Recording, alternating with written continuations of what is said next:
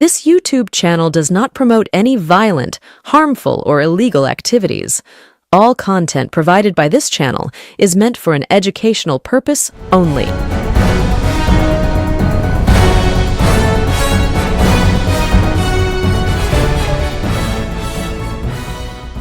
নমস্কার, আমি প্রতিবেদক সায়ন্তন চক্রবর্তী। আপনারা দেখছেন বঙ্গচক্র ইউটিউব চ্যানেল। বিজেপি যত বিধানসভা ভোট এগিয়ে আসছে ততই নিজেদের মধ্যেকার দ্বন্দ্বে জর্জরিত হয়ে উঠছে।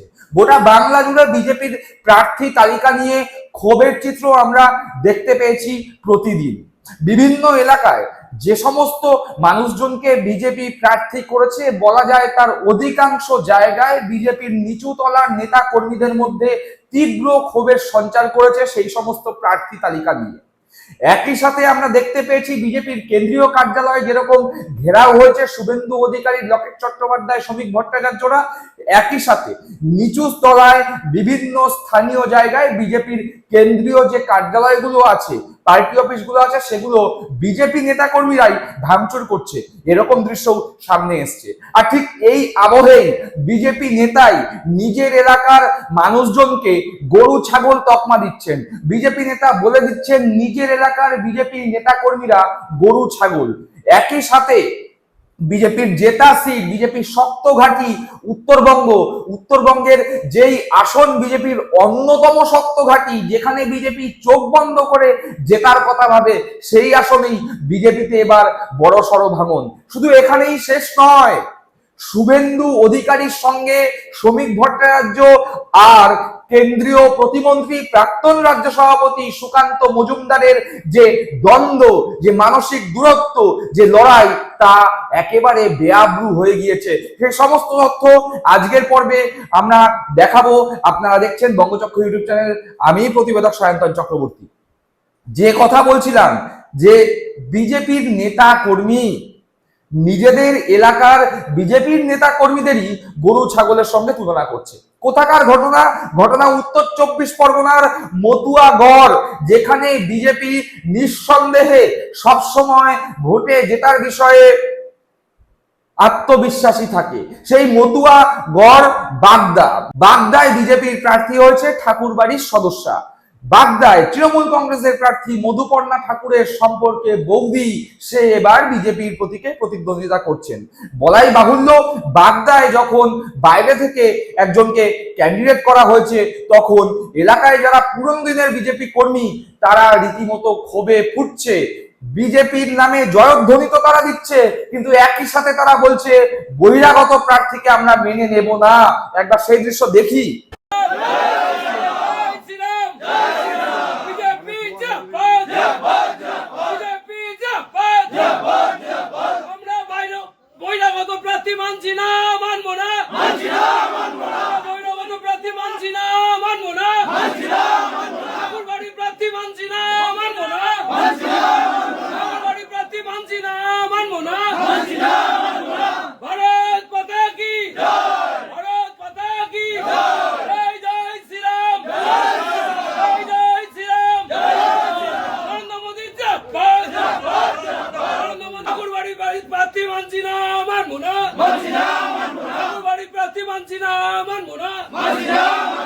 ঠাকুরবাড়ির প্রার্থী কেন মানছেন না, কি আপনাদের বক্তব্য?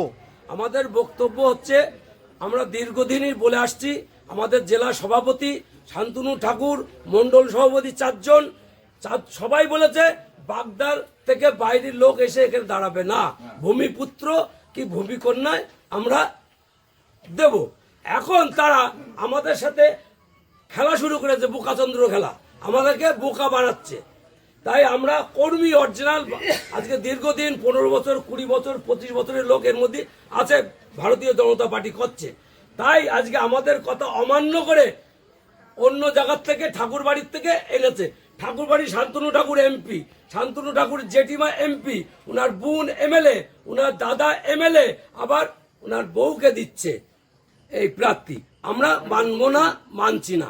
আমাদের দেখলাম বিজেপি নেতা কর্মীরা বিজেপির নামে জয়ধ্বনি দিচ্ছে, কিন্তু তারা একই সাথে জানাচ্ছে বহিরাগত প্রার্থীকে আমরা মেনে নেব না।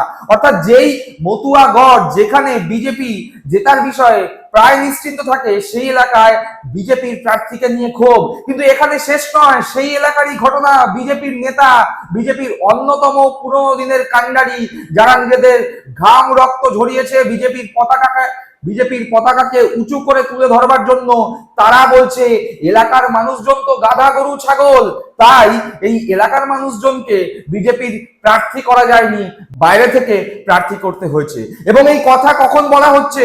এই কথা তখন বলা হচ্ছে যখন বিজেপির প্রার্থী সেই পুরনো বা আদি বিজেপি নেতার সঙ্গে সাক্ষাৎ করতে গিয়েছে। একবার সেই দৃশ্য দেখি।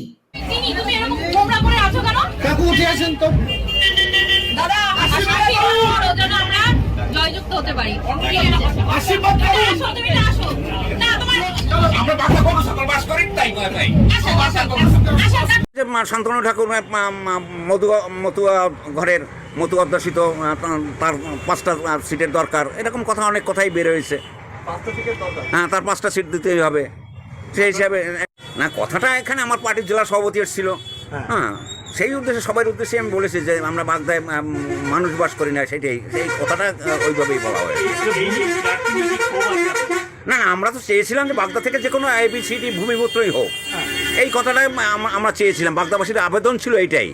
দীর্ঘদিন ধরে আমরা বাগদা থেকে কোনো প্রার্থী পাচ্ছি না, কারণ বাগদায় কি কোনো উপযুক্ত লোক নেই।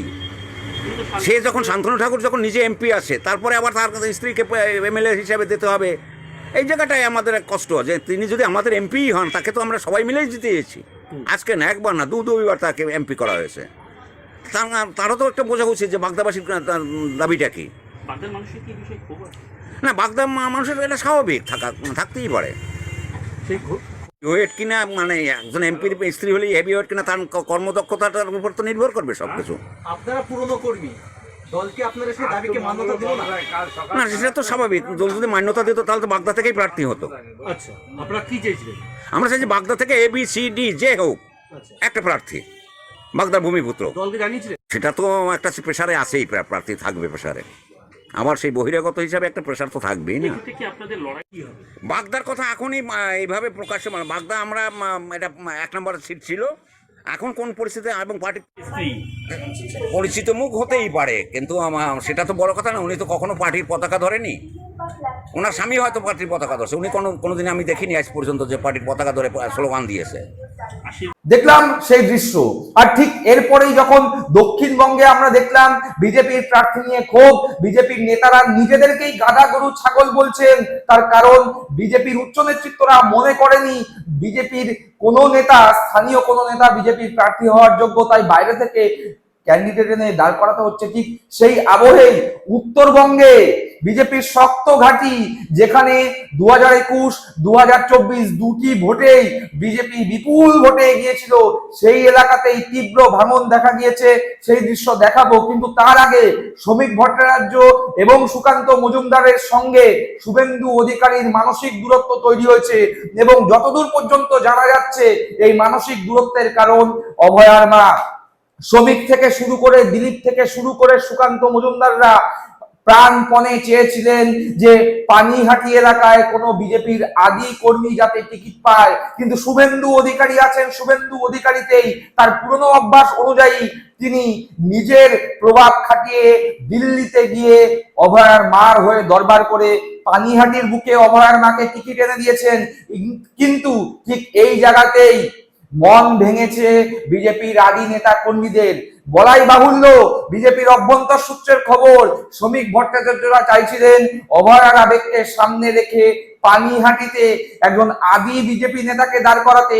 তার কারণ তারা খুব ভালো মতো জানতেন অভয়ার মাকে যদি সরাসরি ভোট যুদ্ধে অবতীর্ণ করানো হয়, সেক্ষেত্রে একটা বিপুল সংখ্যক নিরপেক্ষ মানুষের কাছে বিজেপির সাথে অভয়ার মার যে সেটিং, অভয়ার বাবার যে সেটিং এবং অভয়ার মৃত্যুকে কেন্দ্র করে বিজেপি যে রাজনীতি করছিল, সেই রাজনীতিকরণ বেআব্রু হয়ে যাওয়ার সম্ভাবনা রয়েছে। ঠিক এই জায়গা থেকেই বিজেপির আদি গোষ্ঠী অর্থাৎ শ্রমিক, সুকান্ত, দিলীপরা কখনোই চাননি অভয়ার পরিবারের কেউ বিজেপির হয়ে ভোট যুদ্ধে অবতীর্ণ হোক, বরং তারা চেয়েছিলেন অভয়ার পরিবারের পক্ষ থেকে যে বিজেপির হয়ে ভোটে দাঁড়াবে তারা যেন সেই প্রার্থীর হয়ে প্রচার করেন বা তার সেই প্রার্থীর সপক্ষে মতামত রাখেন। কিন্তু শুভেন্দু অধিকারী নিজের প্রভাব খাটিয়ে অভয়ার মাকে ভোট যুদ্ধে অবতীর্ণ করিয়েছেন, টিকিট জোগাড় করে দিয়েছেন এবং এরপরেই শুভেন্দুর সঙ্গে শ্রমিক, সুকান্ত, দিলীপ তথা আদি বিজেপি গোষ্ঠীর যে মানসিক দূরত্ব,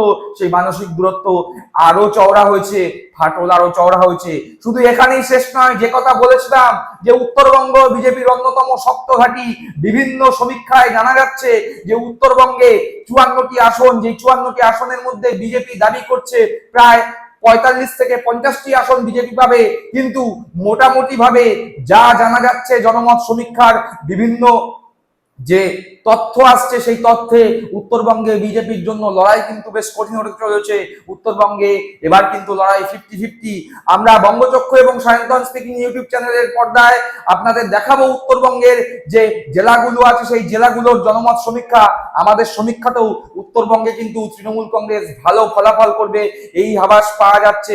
আমরা দ্রুত সায়ন্তন স্পিকিং ইউটিউব চ্যানেলে সেই সমীক্ষা দেখাবো। কিন্তু উত্তরবঙ্গে বিজেপির শক্ত ঘাঁটি কুচবিহার জেলার এক বিধানসভা, সেই বিধানসভা এলাকার বিধায়ক যিনি 2021 সালে বিপুল ভোটে জয়ী হয়েছিলেন, 2024 লোকসভা ভোটেও সেই বিধানসভা এলাকা থেকে এক বিরাট অঙ্কের মার্জিন বিজেপি লিড পেয়েছিল। সেই এলাকায় বিধায়কের ছায়াসঙ্গী স্পষ্টতই জানাচ্ছেন, বিজেপির জন্য রক্ত দিয়েছি, ঘাম দিয়েছি, সময় দিয়েছি, সারা জীবন বিজেপিকে দিয়েছি, কিন্তু তারপরে যার সঙ্গে যার জন্য লড়াই করলাম, যাকে আমরা সংঘবদ্ধভাবে বিধায়ক করলাম, সে বিধায়ক হওয়ার পর 5 বছর তার দেখা মেলেনি। এলাকার মানুষজনের কাছে জিজ্ঞাসা করে নিন, এলাকার জন্য সেই বিধায়ক কিচ্ছু করেননি। বিধায়ক হওয়ার পর তার টিকিটই আমরা দেখতে পাইনি। তাই আমরা মনের দুঃখে এবং এইভাবে আমাদের ভুলে যাওয়ার জন্য, তার প্রতিবাদ করবার জন্য আমরা তৃণমূল কংগ্রেসে যোগদান করছি। একবার সেই যোগদানের দৃশ্যও দেখবো। বিজেপি ছেড়ে তৃণমূলে যোগদান করলেন, যদি আপনারা দেখেন এই বিজেপি করা অনেক কিছু করলাম, অনেক লড়াই, অনেক ঝগড়া শুরু থেকে, যখন বিজেপি এখানে এই নথিবাদী কেউ করে নাই তখন থেকে বিজেপি করি, কিন্তু বিজেপি করতে করতে মানে আমি বুড়া হয়ে গেলাম। কিন্তু একটা বড় আশা ছিল আমার সুকুমার দা এমএলএ হবে, আমাদের গ্রামের এরকম কোনো সাধারণ লোকের কাজকর্ম করবে, সাধারণ লোকের পাশে দাঁড়াবে। কিন্তু যখনই এমএলএ হয়ে গেল তখন আমাদের সুকুমার দার আমি চেহারাটা আমি দেখতে পারি নাই, আমাকে সান্ত্বনা আজ অব্দি দেয় নাই। এই আমার একটা দুঃখ। তাছাড়া গ্রামের বলতে পারবে না, কোনো লোক যদি আমার সামনে দাঁড়ায় বলতে পারে গ্রামের 5টা পয়সার কোনো কাজ করে, আমি নাকে কর দিব। আমি এখানে দেখ বলো, একটা লোক যদি গ্রামের 5 পয়সার জন্য কাজ আমাকে দেখাইতে পারে, এমএলএ হওয়ার পরে আমি এই কাজটা আমি করাইলাম। একই সাথে আজকের পর্বে দেখলাম প্রার্থী নিয়ে ক্ষোভ বিজেপি নেতারাই, এতটাই বিজেপি নেতারা, নিচু তলার নেতারা, কর্মীরা এতটাই অসহায় হয়ে পড়েছেন যে তারা নিজেদেরকে গাধা গরুর সঙ্গে তুলনা করছেন। শুধু তাই নয়, শুভেন্দুর সঙ্গে বিজেপির আদি গোষ্ঠীর যে মানসিক দ্বন্দ্ব, মানসিক দূরত্ব, সেই দূরত্ব, সেই ফাটল আরো চওড়া হচ্ছে, সেই কথাও জানলাম। এবং একই সাথে দেখলাম উত্তরবঙ্গ, যে উত্তরবঙ্গ বিজেপির শক্ত ঘাঁটি, সেই উত্তরবঙ্গও বিজেপির কপালে চিন্তার ভাঁজ ফেলছে। দর্শক বন্ধুরা, আপনারা কি মনে করছেন এই বিষয়ে? আপনাদের মূল্যবান মতামত অবশ্যই কমেন্ট বক্সে কমেন্ট করে জানাবেন। সকলে ভালো থাকবেন, সুস্থ থাকবেন। জয় হিন্দ, বন্দে মাতরম।